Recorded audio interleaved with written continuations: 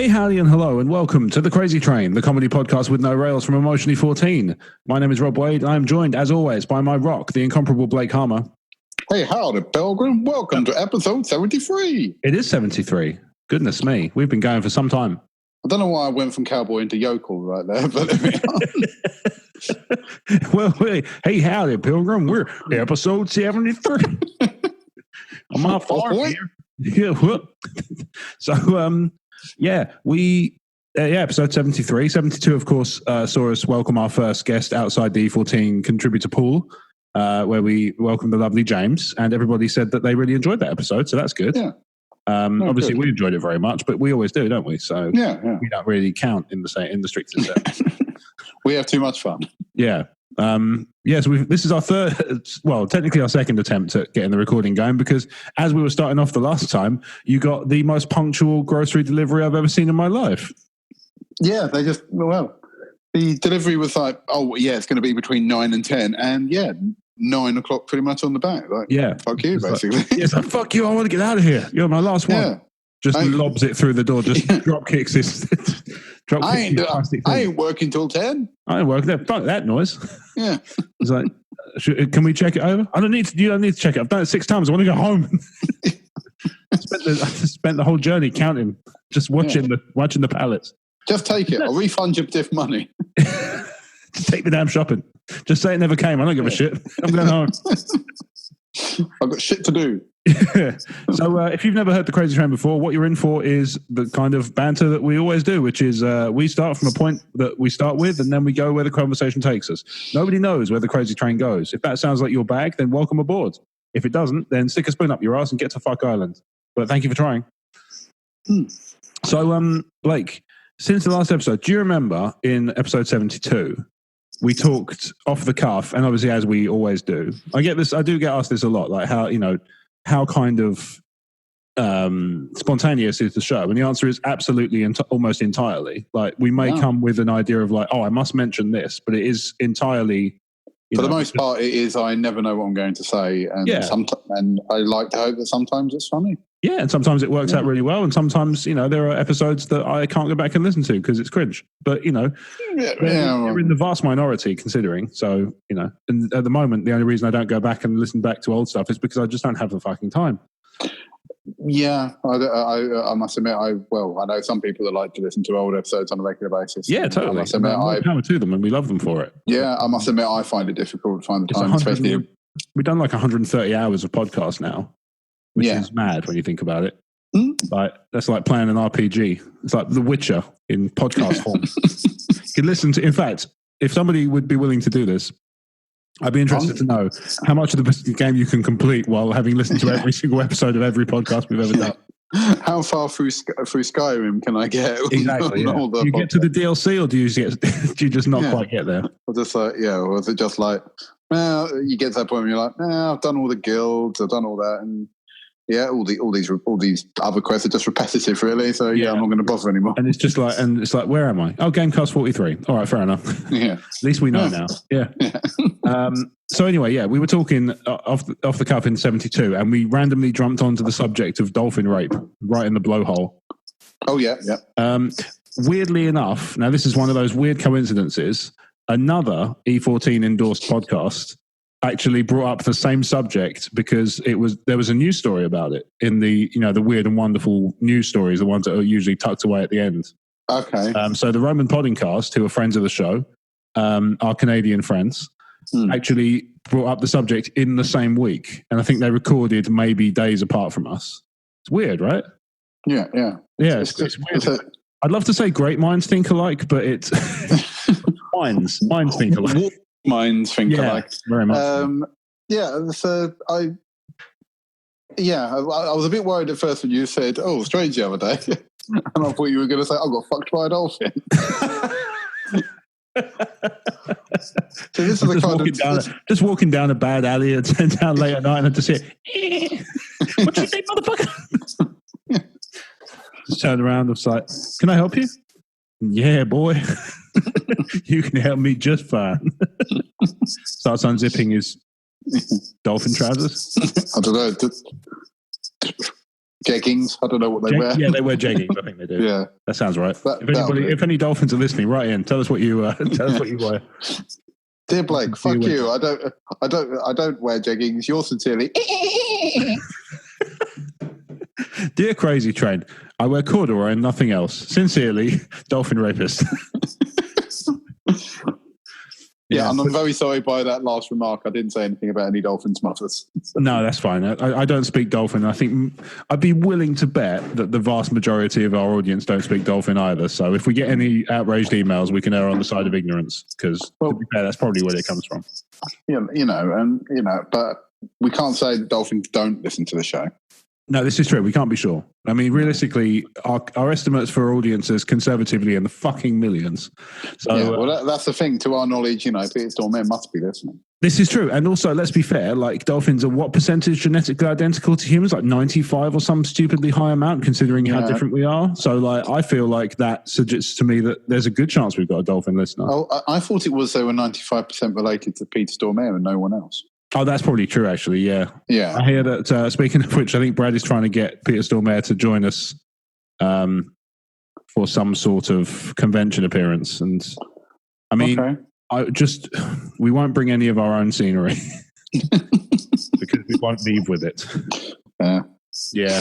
I'll leave my Silk Spectre model at home. Very wise, very wise. Yeah. You don't want to get on the wrong side of that. Oh, wait, no, didn't we establish that he was Silk Spectre getting railed by Puppet Night Owl? Oh, yeah, that was it. I knew it was one of them. Our show is... See, this is the thing, I can't even remember what I talked about. Our show is weird. So, having said that, if you enjoyed episode 72 with James, you'll be pleased to know that we've got some new guests lined up in the next few weeks. So, we look forward to telling you a bit more about that in the coming weeks. So, exciting times, We're finally venturing outside of our... we're letting other people we're lowering the ladder to the Crazy Train Treehouse. So if that sounds like something you'd be interested in, listener out there in listener land, then podcast at emotionally14.com. Let's make it happen. Yeah. Now, join us. Drop what you're doing, right? Drop what you're doing. Right. I know this from experience. You've got headphones on or you're bothering a crowded train. Crazy. But you can got headphones on, which means your hands are free. So you could be on your phone right now, writing an email to podcast at emotionally14.com saying, I want to be on board. And that's something you could totally do. And I think you should, whoever you are and whatever you're doing with your free hand, you could currently stop doing that and write us an email. But if you've got wipes, now is the time. Because, stop fapping to the sound of my voice. This is true. Yeah, this is true. I mean, we've all thought about it. Yeah. You have one of those deliciously delicious. It's the bass, isn't it? It's the bass. It's the baby face bass, which is weird from a percussionist, but I suppose bass players are probably the percussionists of string instruments. Yeah, wasn't that the little toy that used to sing here back in the 90s? Babyface Blake. The Babyface Bass. Oh yeah. It was just, and we used to sing like something you could like. I wish I could fly right up to the sky, but I can't. You can. I'm a fish. As long as it weren't Baby Bass. Oh, God. Man. Oh, speaking of sharks, though, you remember the last episode we were talking about whether or not the Meg would destroy bad cinema? I actually didn't go to see it after we recorded, the few days after we recorded that episode.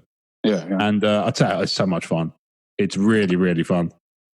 Do you worry that it's taking the piss too much, or no? I think it takes the piss the right amount. I think it's it still makes you jump, and it's still quite it's good. It builds tension quite well, which obviously for bad movies is not always the case. But it's not. I would say it's not a bad movie certainly in the strictest sense, but also in the sense that I really enjoyed it. Yeah, and not in the sense that it's trying intentionally to be shit. A bit like Snakes on a Plane. No, nothing so crude as that. If it's doing that sort of thing, it's playing it off very much for laughs. Yeah, it's not doing it. Do you think it's got more in like Deep Blue Sea vibe then, or? I guess so. Yeah. Jason Statham just steals it for me. But he's so good in that film. He's just so silly and funny. And does he headbutt or drop kick the shark, or was that spoiling? I don't recall seeing a headbutt or a drop kick. Karate chops don't count, right? Well, that's the thing. I want him. Yeah, I want him to just. I just want to sort of do me a fucking lemon and nut the shark. What you all about? No, I mean, yeah, you fucking shark cunt. Yeah, I wanted to give some sort of cockney one-liner while slapping it around the head. Or yeah, exactly. I'm going to send you down the apples and pears. No, I mean. yeah, something like that. Yeah, that would give it a perfect 10. You shark bellend. Yeah, there could be the rest of the film could be complete shite, but if that's it's a 10. And the Academy Award for best rescuing line goes to Jason Statham for "Shut up, you shark cunt."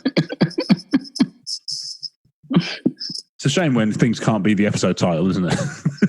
Shut up, you shark cunt.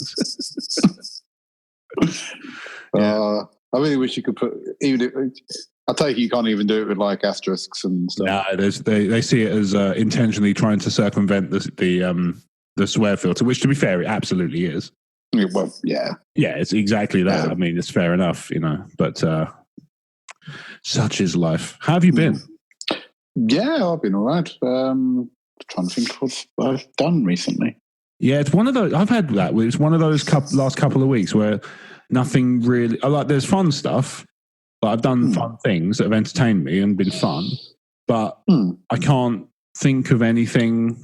There's certainly nothing funny specifically. No funny events have happened to me. Yeah, I've had a couple of weekends where, I've been mostly quiet, and I've caught up on my gaming, so I've probably got more to talk about on the games cast. Yeah, likewise. It's probably been one of those ones where the crazy train might be 15 minutes. It's like 3 hours. Yeah. Right, here's how much of a sad bastard I've been for the past 2 weeks. Let me count the ways, by which I mean the games.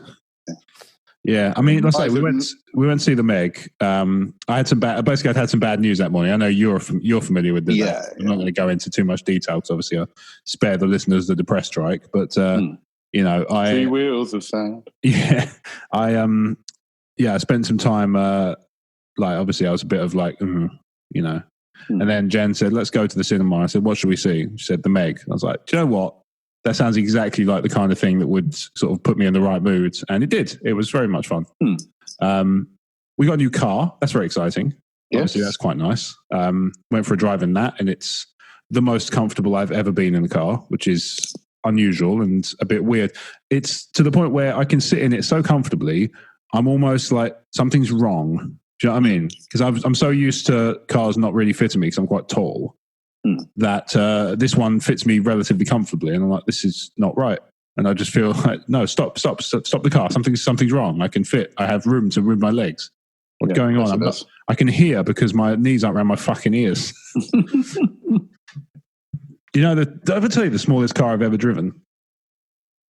No, what's that? KA. I once had to. So what it was, a friend of mine we were invited to a wedding. A few of us were invited to a wedding reception, and one of them. So we were going to take my car up, and this was when I had. What did I have? I want to say the Nissan. So we're going back a few years. So my first car, and I didn't know this at the time. I didn't know that when your car had failed its MOT. You still had until the end of the month that it was currently expiring or something like that. Yeah, I'm not sure if the law's changed on that now, but I feel like it has. Yeah, I feel like now it's like, no, you can't drive it if it's failed. No, if it's failed, yeah. Yeah. I mean, I can see the argument. They go like, why would you want to drive a car that doesn't work? Yeah, exactly. Safe. But I suppose if it's, obviously if it's failed on some, what's the word? Like really, yeah, it's like, oh, the lights come on in a weird order. It's like they come on though, right? But it's like, see ya, bye. Good enough for me. Yeah, but I forgot to tell you about the brakes. Stop! I wasn't finished talking about the emissions.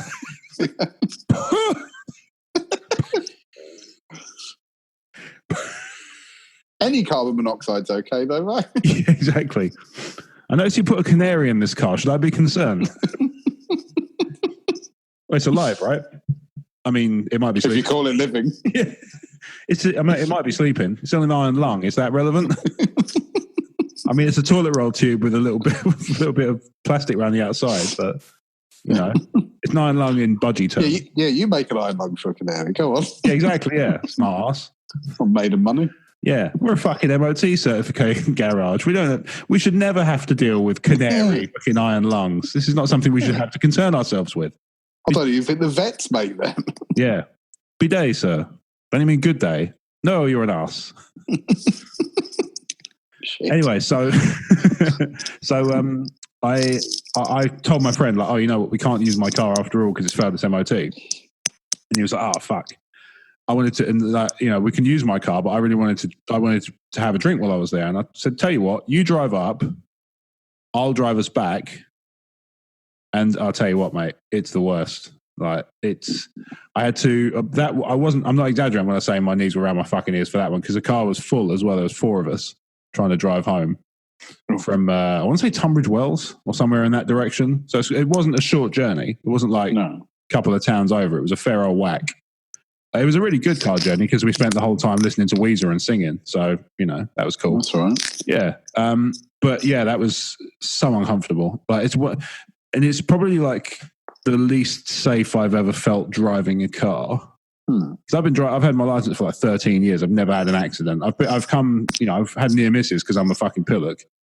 Like I used to have a bad habit when I first started driving of panicking and doing the opposite of what I should be doing. So if I was trying to speed through a roundabout and somebody came around unexpectedly, I'd slam on the brakes instead of carry on going, which is obviously not ideal if you want to not be sideswiped, which I didn't. Which I think is reasonable. Yeah. Yeah. I mean, we've all made mistakes while driving. That's just part and parcel of it. 100%, yeah. I mean, so we've had the car for like a week. I haven't destroyed it yet, so I feel like that's a good result. That's all right, then. Yeah. I'll take it out for a spin in it. Next episode. So you know what I said 2 days later? I was told. It wasn't me, though. It was the driver who slammed into me when I ran the light and then stopped. I don't do that. Don't worry. Yeah. They're the fucking dolphin. I don't know why I don't know why they can drive. It did that thing where they wait till you've stopped at the lights and then just leap at the windscreen. They're like, "You ran me over, bruv." That's apparently a thing. I didn't know this, but I saw a dash cam footage of it. Yeah, is that the one with the guy with the bike? He just threw themselves backwards, and they're like, "I have a camera," and then like, you knocked me down in your car, and then she points to a dash cam, and they both run off. Yeah, they just it's lucky, really. Like some people are just shitbags. Yeah, well, it makes you worry because they're just trying. But that's the thing. I thought, why would you? What do you hope to gain from this? I mean, surely if you're doing it on a road. Well, yeah, but if you're on a road, there's going to be other witnesses see you do it. True, yeah. I mean, my sort of sense of it, I mean, obviously this is not legal advice because create legal disclaimers. I am in no position to give legal advice whatsoever. Well, no. Being as I am not even familiar with how the law works. So there's that. But that's why you shot that guy. Yeah, well, there's that, but he encroached on my land and took 3 of my chickens. So I considered that fair game.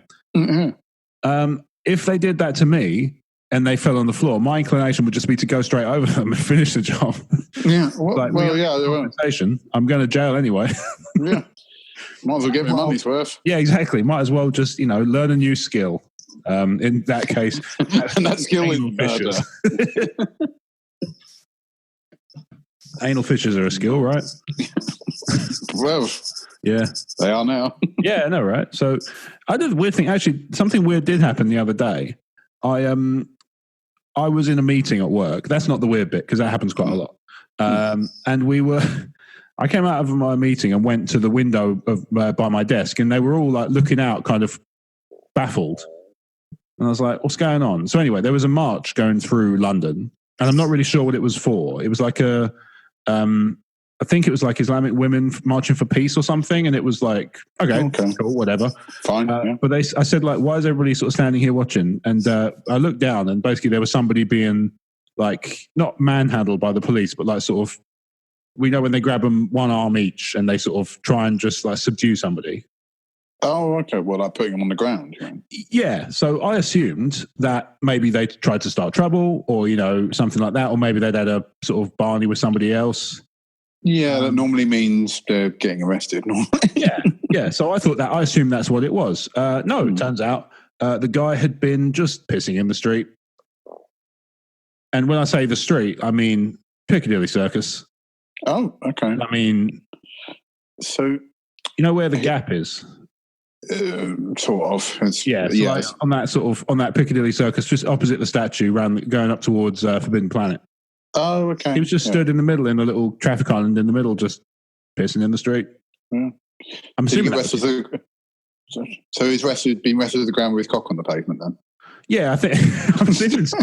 I didn't really get a good look at that side of things. I was more kind of, to be honest, we were trying to figure out what the march was about because nobody could figure it out. So we were just trying our best to kind of puzzle it from the limited clues we had.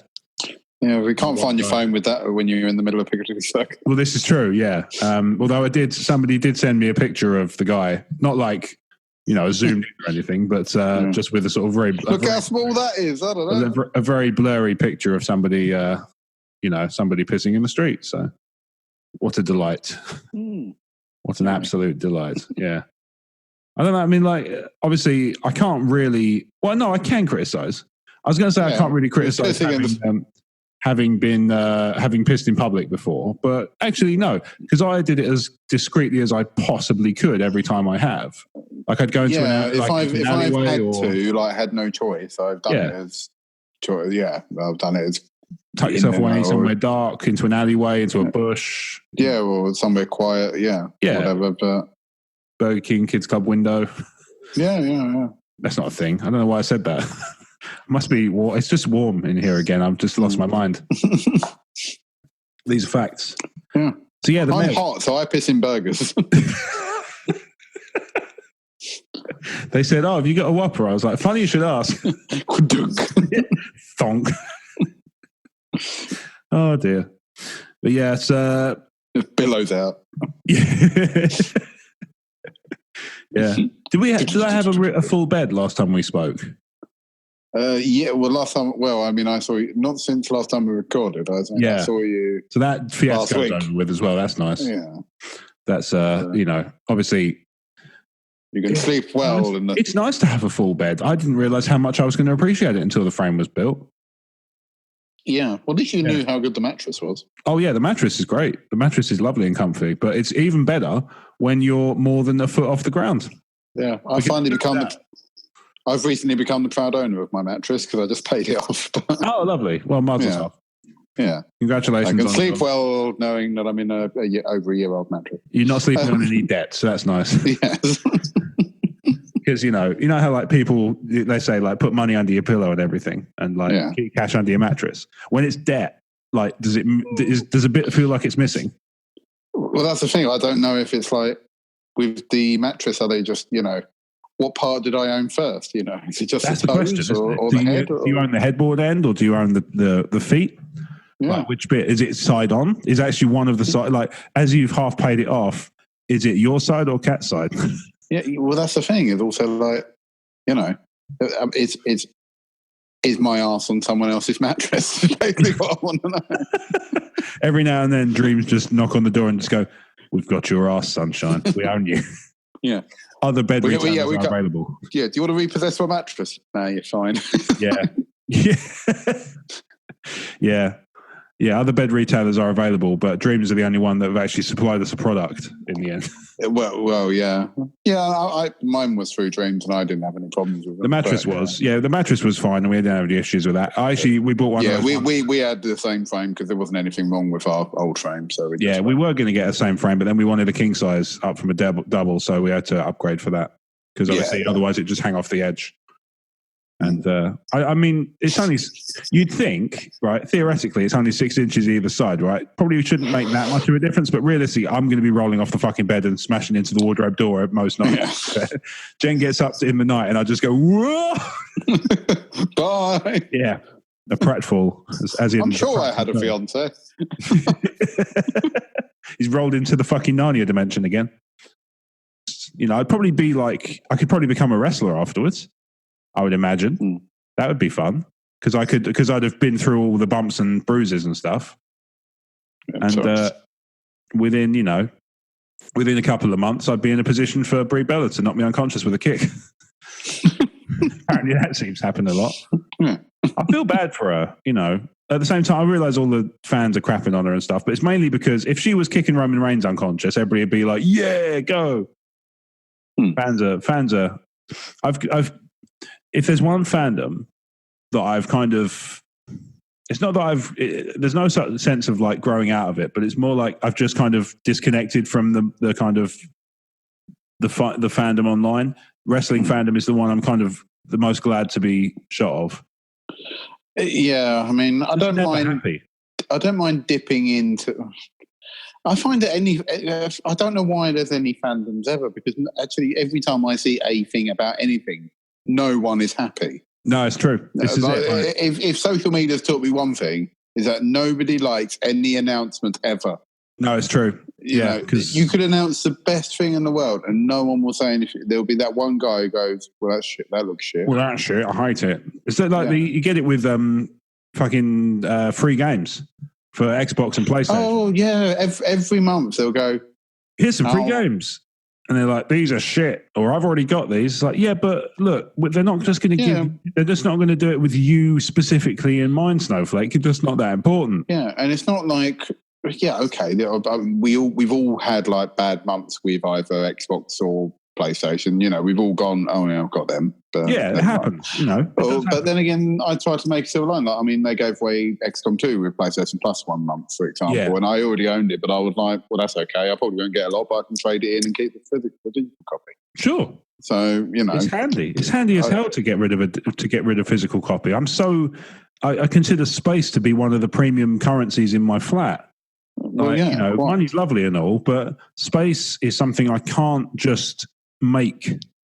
I can make most, I can solve most problems by throwing money at it if I need to. Like, I'm trying to think of I found it being a bit kind of. Well, that's that. You could argue about most things, but I can solve most problems by throwing money at it. Well, yeah, what I mean is I can solve, that's what I mean, right? So if there's a problem, I'll solve it. And I can do it. Usually there's a solution you can purchase, or you can maybe do something by hand. Space, if you don't have enough space, you can't really fix the fact you haven't got enough space to a point. But there's a point past which it can't quite be done, But yeah, it's like you get that as every time there's a new announcement, somebody's like you say, "Oh, I don't like it. It's shit." Like, again, just I understand, but at the same time, fuck off. But that's the thing. It's like there's some people that are never happy with anything. At the time of recording, they've announced that the PS4 Spider-Man game, for example, has been doing really well. It's one of the fastest selling PlayStation games of all time. Yeah, brilliant. Getting really good reviews, all that sort of thing. I finished it recently, got the platinum, really enjoyed it. Yeah. Okay, it's not my game of the year, but I really enjoy it. It's not, by all means, it's a fun game. Yeah. But I mean, someone made a remark from Marvel saying, "Oh yeah, this Spider-Man is going to be like Iron Man to the cinematic universe, and they hope to eventually launch like a gaming universe." Nice. Which is what I wanted to do, because I mean, like when they had some, it was making some in the game. It was making mentions to other characters. They never actually showed them, like they did. Like one of the collectibles was like a Murdoch card, for example. Okay. Or like there's the Avengers Tower. That you can climb up. And I just went, "Oh, wouldn't it be brilliant?" Okay, they don't have to attend this game. But if it all spun off and they slowly developed a gaming universe, then and each new game was going to be telling an overarching story or something, I thought that would be brilliant. Yeah, totally. Yeah, I just thought that would be awesome if they did that. Okay, I appreciate some games are going to be harder to do than others. Like, someone like Daredevil, they could easily do an Arkham-style game with or something like that. Or but then I suppose the more powerful characters might have a bit more difficulty, like Jessica Jones or Luke Cage, for example, if they did the other Defenders. Yeah, Luke Cage would be a bit of an OP one, because it's just like, you can't shoot me. Oh. Oh, well. Oh, okay. But yes, we're beating him. I'm really strong. Well, fuck this. That's what I said. Spider-Man works because, he can get shot. He's just... Yeah, exactly. Yeah. He's just harder to hit because he's a bit more nimble, but he still can get shot by guns. Yeah, because that's what they do. Because he's obviously got the spider senses and all that sort of thing. He can dodge and. But you're saying so the Spider-Man, there was an announcement about the Spider-Man thing. Yeah, and there were still some people going, I don't see why they're bothering or whatever. And they were going, that Spider-Man was shit. It's not shit. No. Why are you I feel like they want to complain about something anyway. Oh, 100%. Let's say we came to this from talking about wrestling fans, and my God, it's just if they're not having the person that the internet has deemed worthy winning every fucking week, then they're never satisfied. But if they did that, they would get sick of it. And they just seem to be completely oblivious to that fact. Like people would start booing your Daniel Bryans and your Seth Rollins if they just pushed them. If they never lost ever, which is what they seem to want. They seem to want. They would just get boring. That's half the reason I did get bored of wrestling, and that's why I don't dip into it as much. It was around the time it was sort of the end of the Attitude Era and after the Invasion, and it was. Yeah. I suppose it was going to go into the PG era, but it was around the time, and I got bored because I felt like they were running out of ideas. I think it's because they had lots of people injured. Yes, they did. But, at that period especially, they had a lot of people who were just on the shelf and sort of not indefinitely, but for long periods at a time. Like and it just felt like, I think Stone Cold had just been fired as well over beating up Deborah and all that sort of thing. And he walked out after there was something about like they wanted to put him in a match with Brock Lesnar on Raw, and he was like, "No, man, he should put it on the pay-per-view. This World of Warships." But, and they said, like, no, we're going to do it on Raw. And he was like, well, fuck this. Dicks. I don't know why my Austin is worse than usual tonight, but whatever. Yeah. I love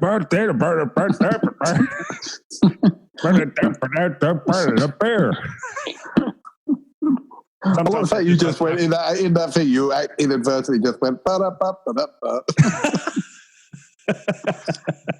It's just when the impression has run its course, you just do the side out music, and then you're done. That's the thing. I got bored because it felt like Triple H was always winning, and you had the championship. He was the baddie. It was all the corporation, and I know they had to build them up as baddies, but it just ran on for too long, and it just felt like it was a thing of like they felt like they couldn't be beaten, and nothing was going to overcome them, and I was just like, no, it's getting bored now. Yeah, someone make Triple H take a fall, make there be a win for the good guys. You run. It was basically Triple H burying everyone. It felt like. Yeah, well, that's that he had a reputation for that at the time, and not undeserved, because he did seem to have he had a lot of power, or he was starting to gain a lot of kind of clout, and he was clearly using at least some of it to keep himself. To keep himself kind of on top, or like. Yeah, I know theoretically he actually has now lost more matches. He did. I mean, the older guys are meant, because that was the thing. I felt like at that time there wasn't a lot of new blood. Yeah. I mean, John Cena was about, but he was still like lower to mid card at the time. Yeah, he was still he was still earning his stripes, right? He'd done, he'd had a strong kind of debut, but he needed to earn his, the chance to prove himself. And he was doing that at the time. He was sort of working his way up that way. Yeah, because at the time, the ones that ended up becoming bigger, the ones that I saw and I didn't really think much of at the time, like I'd seen Cena, I'd seen Batista, but I didn't really think much of them at the time because they were still fairly new, or they were just, Batista, I just thought, oh, you're just a big guy. Yeah. But he wasn't, he was sort of like... Yeah, he was all right. He was up there with, I think when I saw him, he was around the sort of same size, like fame as like Test, for example. So not really. Yeah, the thing about Batista as well was he was really, I felt like he was way better as a heel when he was a face. He was just like, obviously he was big and it was cool to watch him beat the fucking shit out of people. But at the same time, it's like just satisfied the baser elements of my brain. It's like watching a big dude smash the fuck out of some small dude. But, like the idea of him as a heel was way better because he was just this cocky prick who was just a mean person. Like, especially when he had this feud with Cena, and like Cena was kind of being the wholesome, nice guy like he started doing. And Batista was like making fun of him for like shaking hands with babies and kissing fat girls and stuff. And it was like, obviously, it's not the nicest thing to sort of build a promo around, but at the same time, it was you want to make him be a bad guy, Yeah, and he was totally the sort of effective foil to Cena's goody two shoes, squeaky clean chap. He was like the opposite guy. He was just a big dick, and allegedly had a big dick. Quite possibly. So I've been made to understand. So mote it be and all that. I'll have to ask anyone who has to put on Drex's makeup for him. Well, quite, yeah. I mean, when you say it takes 7 hours to put on makeup, are you done with the face and body after 3? Yeah. And are you just basically airbrushing green dong for the SCR? I'm invisible. Yeah. Apart from my big dong. Hi, Drex. Hello. Did you stunt? Knocks her out with just like Drax. So, she saw me. I must knock her out with my penis. Donk. We do not endorse this, obviously. It would be terrible behaviour to knock somebody out with your penis. And I can certainly confirm that I've never done it. Yeah. Even though you're capable. Well, with great power. We're back to Spider-Man. Yeah, I do know. I know what you mean. Like, there's something about certain groups especially online. I think there's a natural control. Yeah, I think it seems to be. I know. Okay, people can comment, and people are entitled to their own opinion. I'm not saying. Yeah. Obviously, if you genuinely don't something, that's fine. But it just feels like. I mean, like, I find. Even though I love video games, I find the fandoms annoying because, like, it's always the same 3 people going, should have bought a PS4 lol faggot, should have bought an Xbox lol faggot. Can't you just guys get along? Learn this lesson and we should respect that. Yeah, there's 4 people. It's those 2 going that. There's the third person going, oh, True Gamers, just like all the consoles. And then the 4th person's going, PC Master Race. Yeah, to be honest, I find the whole get new comments. I find the whole notion of even something like True Gamers X is bullshit anyway.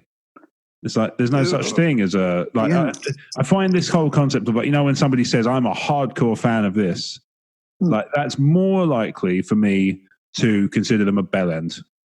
Just if they're a hardcore something fan, I'm just going to be like, you are maybe.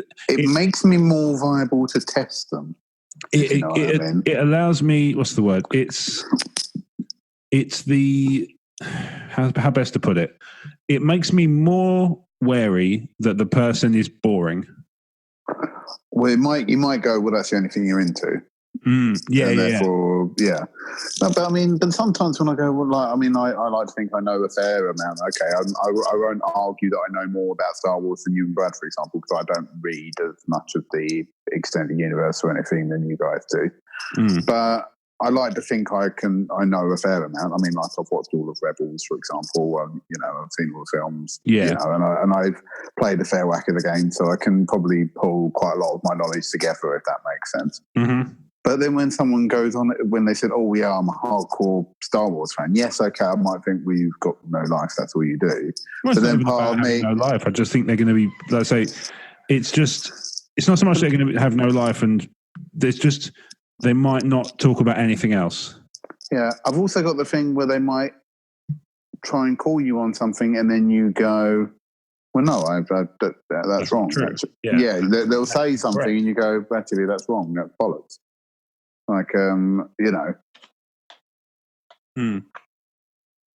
Yeah, I know what you mean. Yeah. I can't think of any specific examples off the top of my head because usually when people correct me, they're right. But yeah, I don't know. It's a tricky one because obviously you want to. Obviously, it's nice to.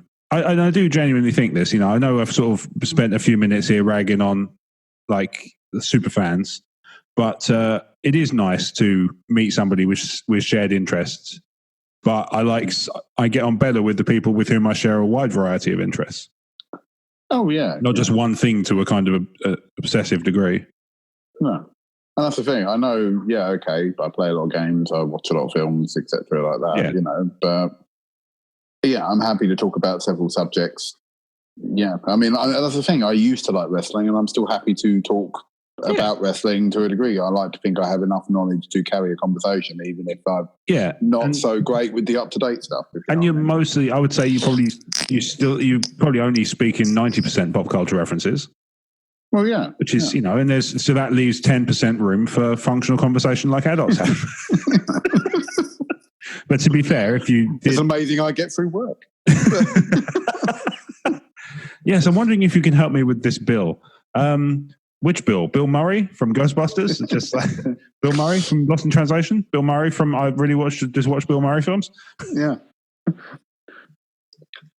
I mean, Bill Paxton, I could help you with this issue, but just watch Zombieland and then you might feel better. Yeah, come back to me.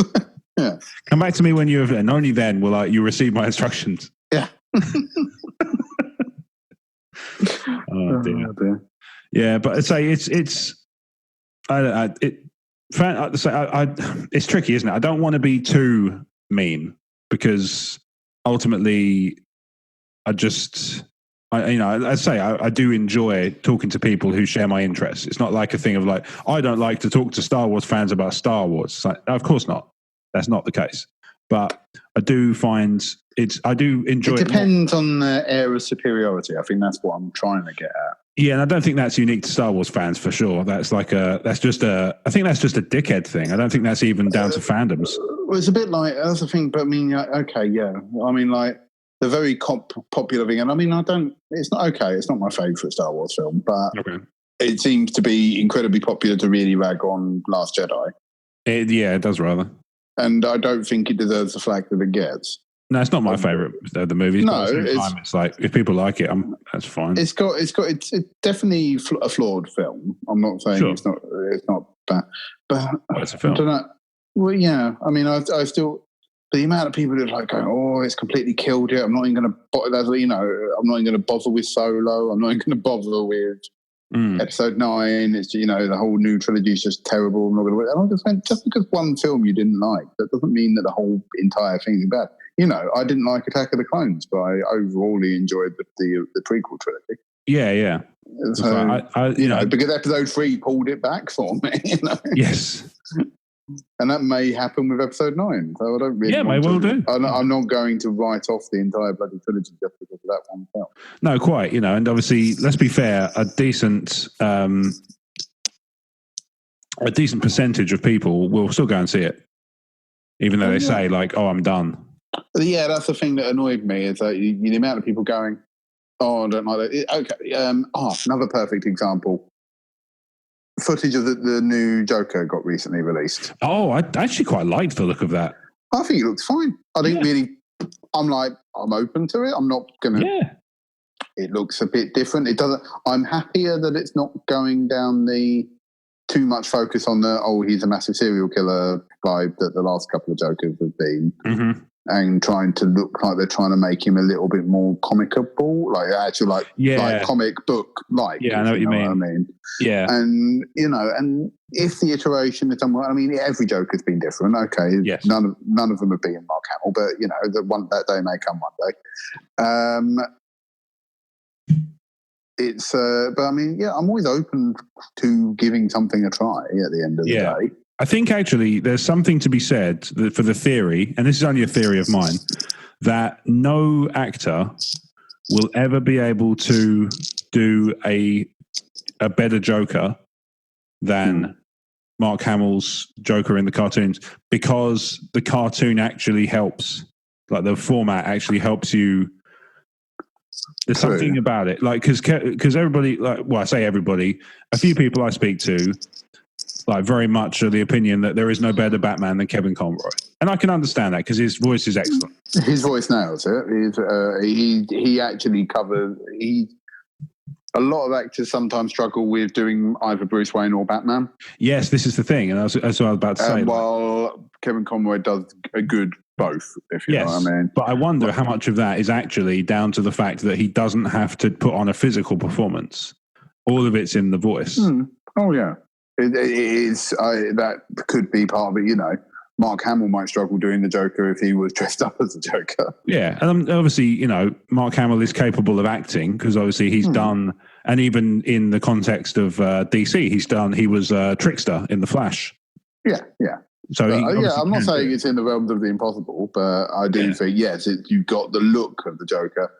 Mark Hamill nails the voice because he actually balances that perfect blend of psychotic and comical, if you know what I mean. Yes, so, I know what you mean.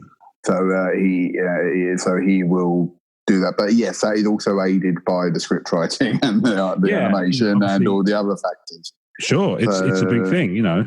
It's it's not just one factor. I see your point. But I wonder. That's what I wonder is how whether or not anybody can actually. Certainly, in the case of Batman, maybe the Joker's a worse example because obviously, you know, Heath Ledger did such an amazing job in Dark Knight, and to be fair, Jack Nicholson is no slouch when it comes to that stuff. So with Joker, I think it might be slightly easier, but I wonder if, in the context of Batman, certainly whether it would just is impossible to just do it correctly because.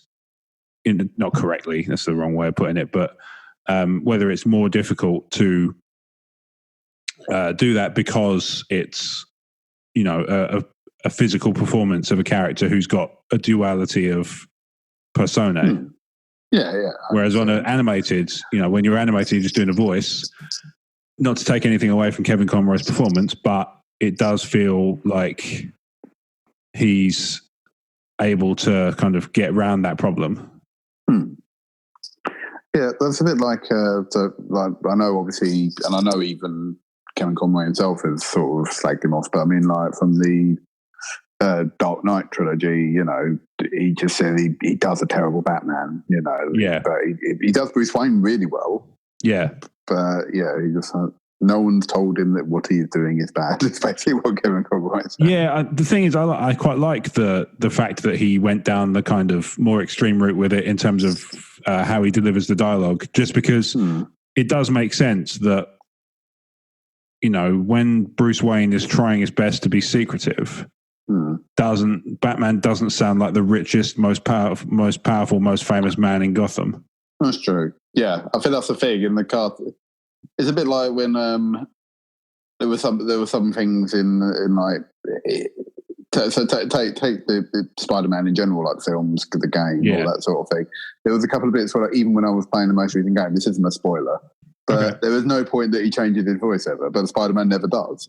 No, but there's a bit where he is rescuing certain people who are going, "Oh, okay, get out" or whatever. Yeah, and I'm like. I don't realise, you know, that Spider-Man really sounds like Pete. Yeah. I love that you said, like, Peter Parker is just, Spider-Man's just going, get out of the building or whatever. You know, it's all good. Whenever you fancy, like, just if you can, that'd be great. Yeah. If take you could just do it Office Space style. Like, if you could find your way to getting out of this burning building, that'd be great. Yeah. Everyone's going to go like, oh, do you think Spider-Man's that guy out of Office Space? Michael Bolton. Yeah, you never see them both in the same place. No, it's true. You don't. That is actually true. I haven't thought about that. I forgot that Jennifer Aniston was in that film until the other day. I don't remember what it was that reminded me. It's been a long time since I watched it, to be honest. It's one of those films for me that I've seen it, and I did. There were bits that made me laugh about it, but. It's one of those ones that I think gets a really, if it didn't grab you the first time, you're probably going to struggle. I actually think it suffers from producer's syndrome, as I like to call it. Producers? Where the movie, The Producers. Oh, yeah, okay. The original, not the musical remake with Will Ferrell, etc. Yeah, okay. It seems to get a lot of positive things going, oh, it's hilarious, there's lots of funny bits. Mm-hmm. But the problem is that it's not actually that funny a film. I think Office Space is fine and has good bits in it. Mm-hmm. And, like, you know, I remember watching it going, that's all right. Yeah. But my memory of it has gone, I like that. It actually elevates it. And I think Producers has that same thing where I think of it higher than when I actually watch it. So, yeah, maybe it's that. I hope, do you know what I really hope is that that's not what's happening with me in Event Horizon. When I go back to it, this is shit. I'm sure that won't happen. He doesn't go electric at all. No, it's true. He doesn't. No, it's not fair. Oh, he keeps his eyes in. Oh. Yeah. What version have I been watching? Yeah, that's weird. I'm not sure why I would think that was a good thing at all. Yeah, no. Event Horizon is a good film. I can verify that. It's been a while since I've seen it, but I don't think it's. I think I remember most of the film to know that it's still good. Yeah, I still look back on it fondly, so I'm sure. I'm sure it's fine. Office Space I saw once, and every now and then I go, like it will turn up again on like Amazon or Netflix or something. I go like, do I want to watch it again? But I know that if I watch it, I'll go like, oh, it's not as funny as I remember. Yeah, that's the risk, isn't it? Like you find, I say, I can't think of a film where it's happened to me much recently, but there are certain films. Oh, I can think of a really good one. I really liked the Super Mario movie when I was a kid. Ooh, but it ain't good. No.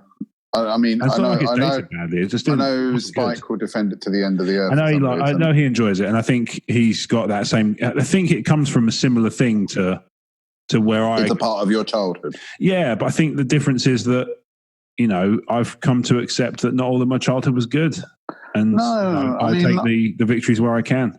Yeah, I mean, I'm happy to accept that some films I used to love as a child are shite. Yeah. I mean.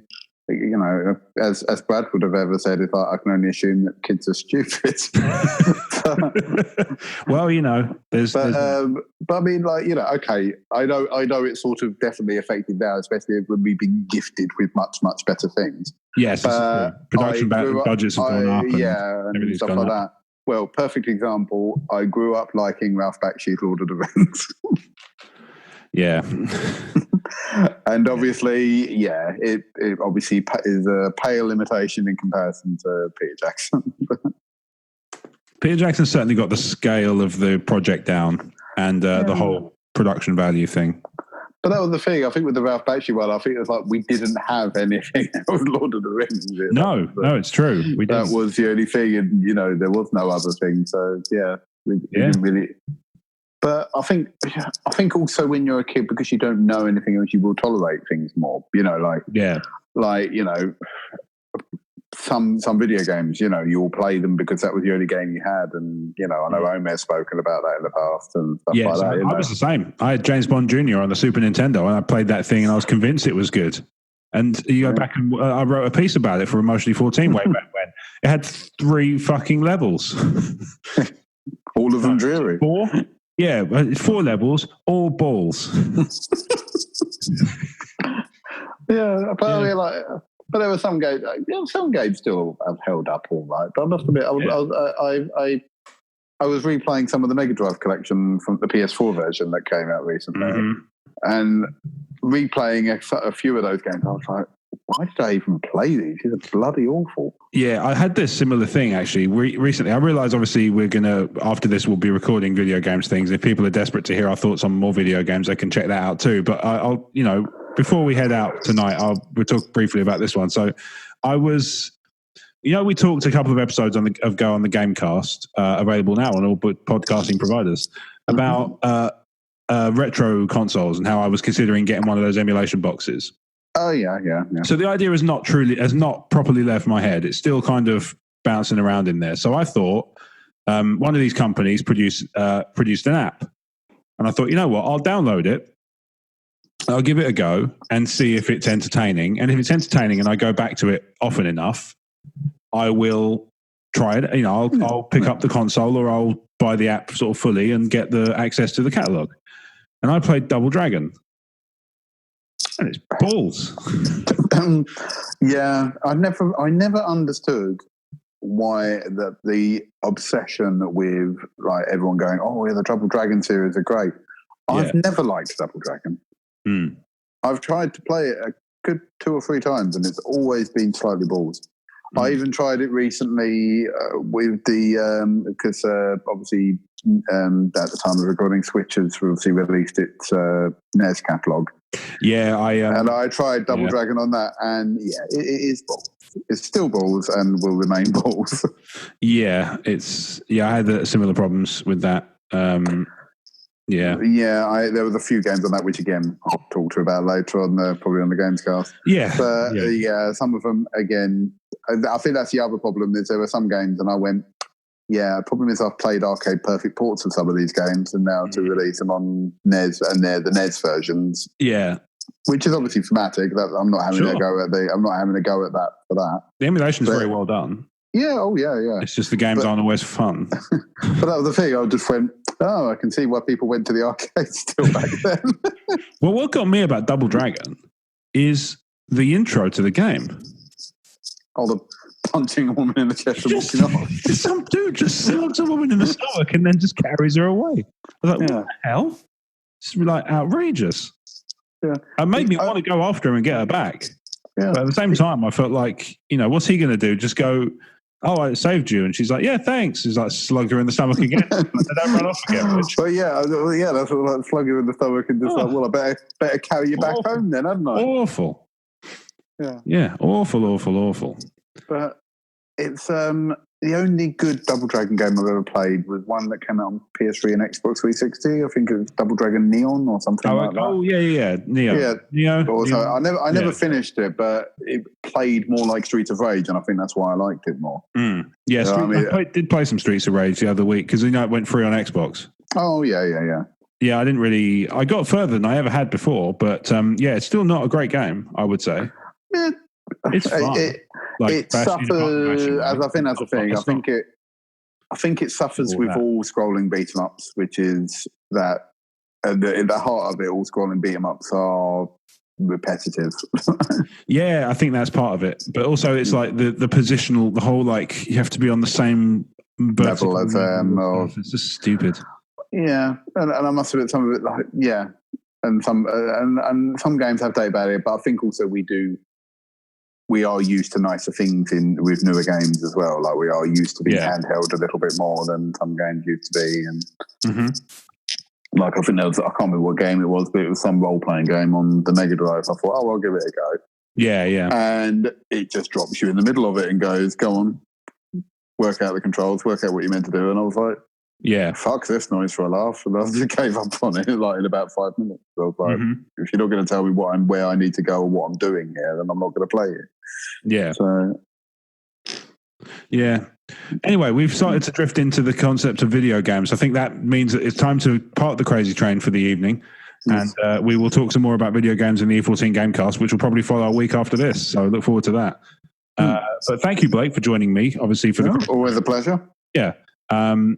Now, if you're coming to this for the first time, and for whatever reason that, kind of rambling, not really anything discussion didn't, drive you away, then good, because this is exactly the kind of stuff we do and we have a lot of fun doing so. So if you've enjoyed it and you want to subscribe, then there's a whole back catalogue of podcasts for you to enjoy over on Apple Podcasts, Google Play, Spotify, Stitcher, YouTube. We're bloody everywhere, to be honest.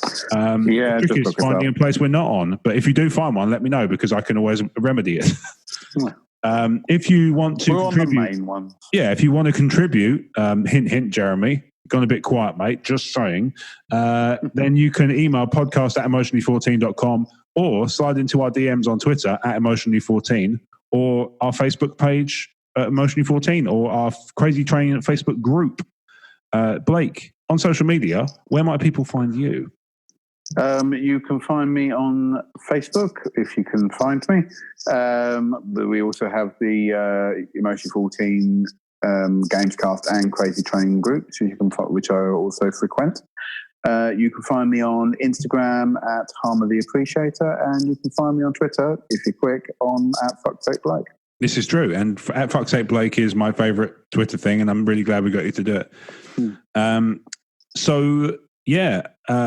on Twitter and Instagram @RobWadeVision, and you can also purchase my book, which I wrote about in podcasting, and I wrote about my experiences, and I wrote about the stuff I wish I'd known when I first started, and that's the kind of stuff that I wanted to impart my selective wisdom, such as it is, on the world. So I decided that book was a good way to do that.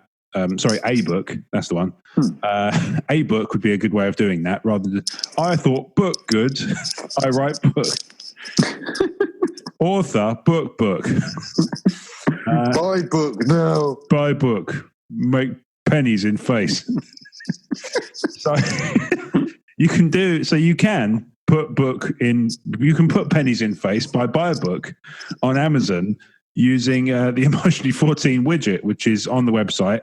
And if it's something you're interested in doing, then anything you buy on Amazon, you can do it through Emotionally14's Amazon, and we get a little bit of love as a way of sending you their way, which, doesn't cost you any extra and is a nice thing for us as well. So everybody wins. And I feel like I'm missing something. Is the book physical and digital? It is not. It is digital only. It is paper. It's not currently paperback, but if there's enough people interested in doing so, I can look into getting it sorted. Okay. At the moment, I've just had nobody express an interest. So if anybody's interested in a paperback version, then let me know. Tweet me at Rob Wade Vision or Instagram me at Rob Wade Vision. Tweet at Emotionally14. Send me an email at podcast@emotionally14.com or any of these things. I've got so many ways to get in touch. There's no excuse. Ultimately. Discord. We have a Discord. I can never remember it's got a specific URL that's a bit weird. But if you go on the Facebook group, I will make sure there's a link to it in there, and people can get there that way. Yeah. What else? So we've got these really cool podcasts that we endorse. I'm going to talk about them. So we've got 5. Talk Star Wars, obviously, because that's me and Brad. Yeah. The Tumbling Saber podcast, which is a Canadian Star Wars and occasional pop culture podcast, which is jolly good fun and well worth your time. The Wulong Talks podcast, who were kind enough to have me on their most recent episode to talk about my book and talk about Emotionally 14, including the Endorsed podcast, which is where I got the idea to talk about this. And they're really wonderful guys, London-based, well, UK-based. I think they're sort of bits and pieces, kind of they've got people dotted around. But UK-based, British podcast, part of the Britpod scene like us. Lovely guys, always a pleasure to deal with, always a pleasure to be on the show with. The Nerd Room, Canadian comics wonders. If you like comic books, Marvel, DC, Star Wars, doesn't really matter which ones. They talk about them all. And it's well worth your time again. And the Roman Podcast, obviously the similar purveyors of random, coincidental, spontaneous dolphin rape jokes. What more can I say? How better to market them? They present a hilarious and irreverent take on the news that you might have missed from mostly Florida. Apparently, that is the source of all weird news in the world. Certainly, you'd be forgiven for thinking so if you only listen to the Roman Podcast. Obviously, I've just given you 5 podcasts to listen to, and we obviously do 2 as well. So you got one show for every day of the week. So you can't really go far wrong with that, I don't think. Well, no, quite. No, I think not. So thank you very much for listening to The Crazy Train, the comedy podcast with no rails. We'll catch you next time. Peace. Peace.